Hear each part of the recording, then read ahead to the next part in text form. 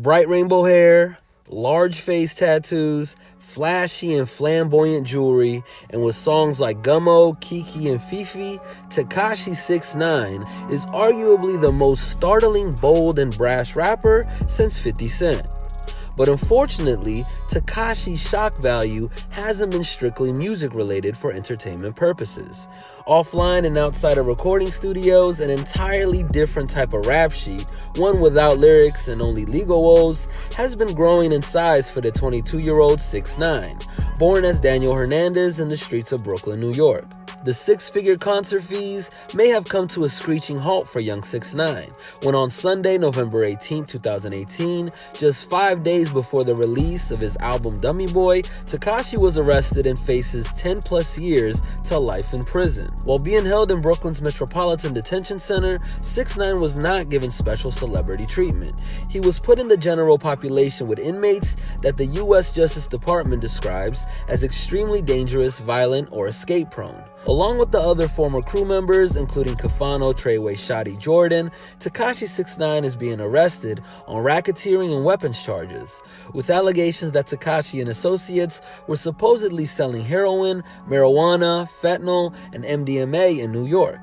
But how exactly did Tekashi 6ix9ine go from being one of the most talked about rappers in less than a year to facing hefty criminal charges that threaten to ruin his life? Some of those answers are found in the lengthy timeline of 6ix9ine's legal problems. October 2015, when Tekashi 6ix9ine wasn't quite yet the rapper that he is today, he pleaded guilty to use of a child in a sexual performance. This dates back to a February 2015 incident involving 6ix9ine, other men, and a 13-year-old girl who was filmed at a Harlem apartment naked. 6ix9ine was 18 at the time, and he's seen in the videos making a thrusting motion with his pelvis and smacking her on her buttocks while she engages in oral sexual intercourse with another guy. Additional videos featured the girl sitting naked on the laps of 6ix9ine and someone else, and a third one with a man dumping liquid on the girl's breasts while she's sitting down on 6ix9ine's lap. These promiscuous videos were uploaded to Instagram on 6ix9ine's account, which he later told police he did for quote-unquote for my image. 6ix9ine also explained to the police that he was unaware she was underage by saying, "When she came in, she asked me how old I was, and I told her I was 18, and I assumed she was older.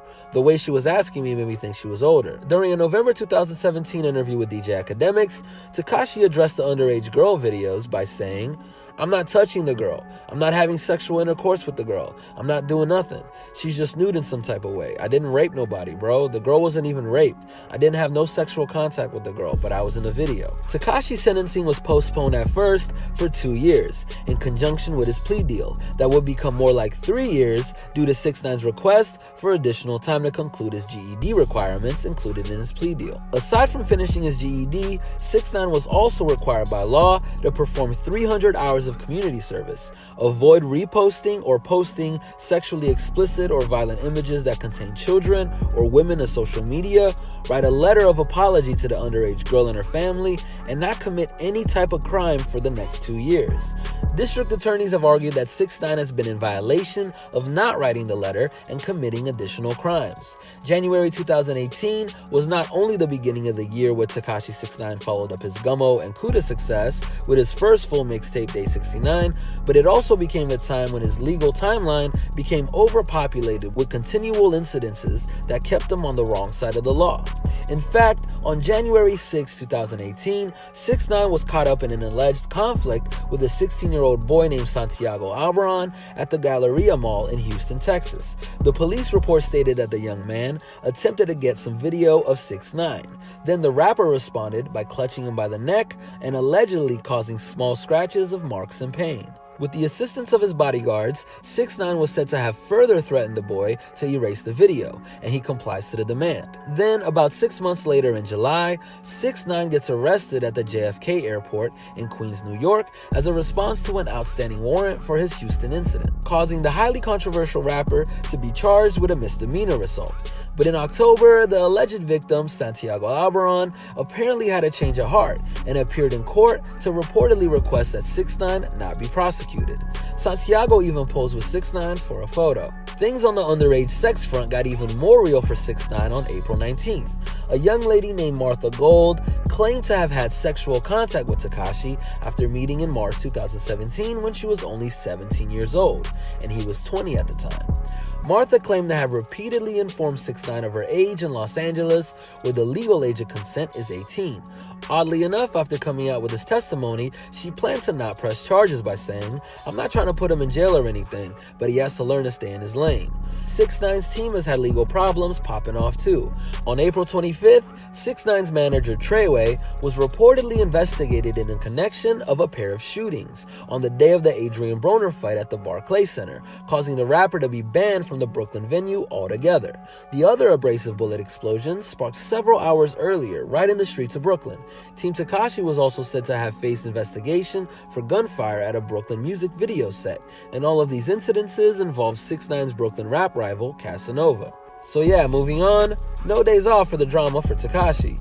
On May 20th, 6ix9ine's alleged suspended license generated 2 misdemeanors for the colorful crusader of controversy, operating a vehicle without a license and facilitating aggravated unlicensed operation of a motor vehicle. This all was initiated when the rapper was said to have parked illegally in front of a fire hydrant in Brooklyn. Then on May 21st, like literally the next day, Tekashi apparently clashed with a police officer at the 77th precinct in Brooklyn. How bad did it get? Well, how about getting hit up with 4 more misdemeanors? Tekashi allegedly grabbed and squeezed the officer's hand against the cuffs and caused the officer to have said to be swelling and redness to his fingers and to suffer substantial pain in fear of further physical injury. So before summer 2018 even officially started, 6ix9ine was reportedly investigated for a shooting in New York involving rapper Chief Keef. The media outlet Pitchfork reported on October 22nd that 6ix9ine was actually due in court for 3 entirely separate incidents in the same week. The 2015 sexual misconduct situation, the Houston fan video case, and the violent conflict with a police officer in Brooklyn.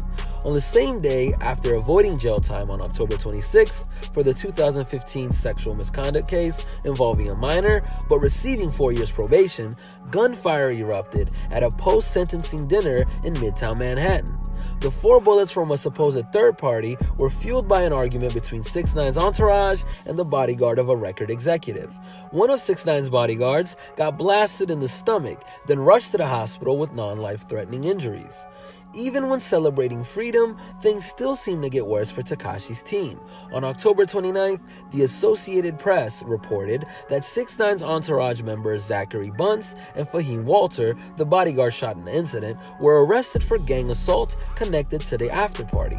They weren't allowed entry into the famed restaurant Philippe Chow on the Upper West Side of New York City. Their response was to hit the armed restaurant security with a chair, and the guard shooting Fahim Walter.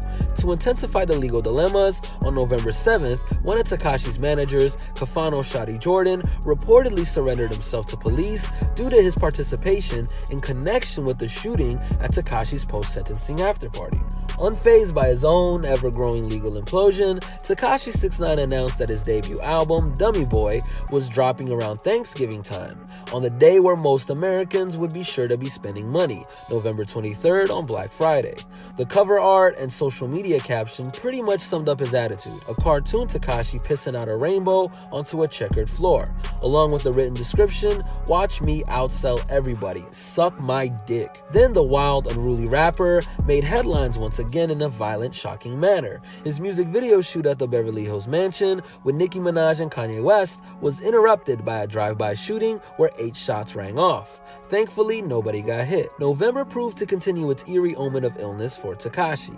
Anthony Jamel Ellison, the man who is alleged to have been involved in robbing and kidnapping 6ix9ine in July, was not only arrested on the 14th of November, but was also a former member of Tekashi's management team. Now, the criminality was truly coming full circle, leading right back to 6ix9ine from an internal source. Anthony Jamel Ellison was detained on November 6th on a federal warrant and indicted on 1 count of carrying a firearm to commit a crime, 1 count of conspiracy to obstruct commerce by robbery, and 1 count of obstructing commerce by robbery. Tekashi himself accepted a plea deal in the case involving his assault on a police officer in Brooklyn during an arrest back in May, pleading guilty to disorderly conduct. The sentence he received was a conditional discharge that demanded that 6ix9ine not discuss the case on social media and remain out of trouble. He reportedly would face 15 days in jail if these terms aren't fulfilled. Then, the reckless roller coaster ride of Tekashi's career led him to fire his entire team. Everybody from his manager Kafano Shadi Jordan, booking agency, and publicist. Even his United States store was halted to a complete stop. Then, one day later, 6ix9ine jumps back on the popular hip-hop forum, The Breakfast Club, explaining the rapid drama in his life, stating cryptically that he only fears God and the FBI. Then, on November 19th, Tekashi 6ix9ine's greatest fears became a reality. He was arrested on federal charges of racketeering and firearms. These destructive situations were directly connected to armed robbery, conspiracy to commit murder, drug trafficking, and organized gang activity as part of the local set 9 Trey Gangsta Bloods. Tekashi wasn't the only one to go down in legal infamy. Other 6ix9ine associates that were taken into custody included his ex-manager Kafano Shadi Jordan and bodyguard Fahim Crippy Walter. To better understand the heavy-handed weight of this arrest, take into consideration that it was reportedly a joint effort between the NYPD, Homeland Security, and the Justice Department's Bureau of Alcohol, Tobacco, Firearms, and Explosives. The 6 in 6ix9ine's name unfortunately equaled the number of counts of an 8-count indictment that he has been charged with. 2 happen to carry a maximum sentence of life in prison. 6ix9ine was held without bail and apparently put in general population. The current toxic conclusion to the extensive timeline of 6ix9ine's legal problems is that during his arraignment, revelations emerged that there might be a potential hit on 6ix9ine's life, with past associates that Tekashi claimed to have cut ties with being secretly recorded stating that they quote-unquote wanted to super violate Tekashi, along with the statement saying that certain high-ranking members of the Bloods had authorized violence. The scary predictions of 6ix9ine's career from hip-hop elders like Fat Joe, Lord Jamar, and Charlamagne the God that had his best interest in mind ring even more true now that Tekashi 6ix9ine's street life has drastically interrupted his stage life. This has been a Hip Hop Madness original. Make sure you stay tuned and stay up to date on everything we got going on by subscribing and making sure you hit that notification bell. And don't forget to follow us on Instagram at Hip Hop Madness and join the movement.